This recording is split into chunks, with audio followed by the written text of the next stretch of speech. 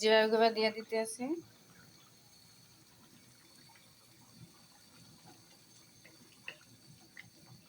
এখন আর একটু থাকবে, তারপর নামাবো। কচু ভাজি করবো, আর এই কচু ভাজিটা কিন্তু অনেক মজা। তাই এইভাবে আমরা সব সময় প্রতি বছর এই কচুর সময় কচু খাই। আর এইভাবে কুচাই দিতে আছে, দেখেন সে তো কত গুণপতি উপপতি। আলহামদুলিল্লাহ দিয়ে দিতে আসি। মুরগি গিলা করে যা বসাবো, আর পেঁয়াজটা একটু হয়ে নেবে। আদা দিয়ে দিতে আসি, রসুন বাটা দিয়ে দিতে আসি পরিমাণ মতন। এখন এখানে সব মশলা, জিরা, দিল্লা, গরম মশলা সব নিয়েছি।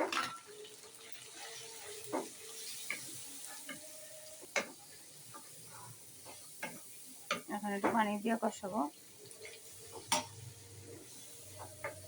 লবণ দিয়ে দেব।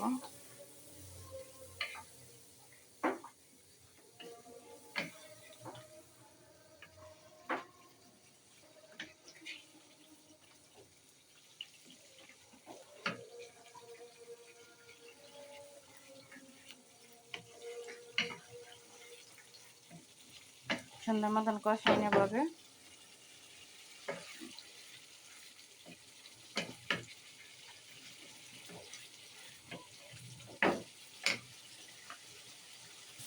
এই যে সুন্দর কষানো হয়েছে, এখন জিরা কলজাটা দিয়ে দেবো।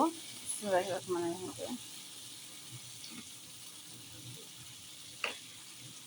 মতন দইয়া খাচ্ছি।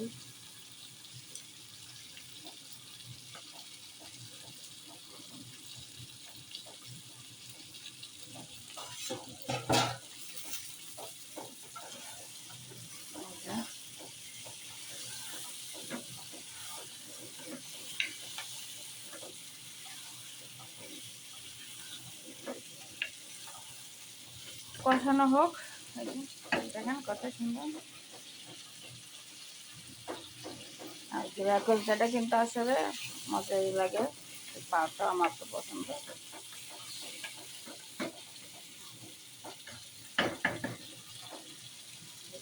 এই যে সুন্দর মতন কষানো হইতেছে, কষাইয়া তারপর জলের পানি দেব। আর ওইটা আগে হইতে থাক একদম ভিতর থেকে।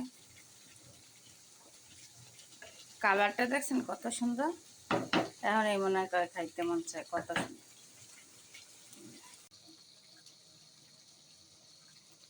এই যে কষানো হয়েছে, এখন একটু জলের পানি দিয়ে দেবো, না আটটি গুলো সিদ্ধ হইবে না, একদম সব হইবে না। এই যে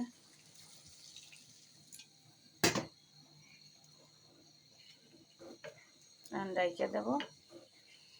দেখেন কত সুন্দর করে আর এই কচু ভাজি করবো। আর এরকম দেখছেন চিকন, এত সুন্দর কে কে কুচাইতে পারেন কমেন্টে কিন্তু অবশ্যই জানাবেন। এই যে এটা হয়ে গেছে, এখন জিরার গুঁড়া দিয়ে দেবো। জিরার গুঁড়া দিয়ে দিতে আছে।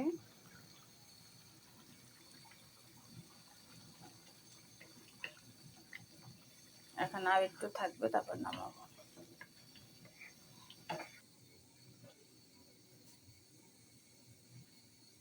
সিদ্ধ করে তারপর ভাজবো। এইটাও হয়ে গেছে, নামাই ফেলবো। দেখেন কত সুন্দর।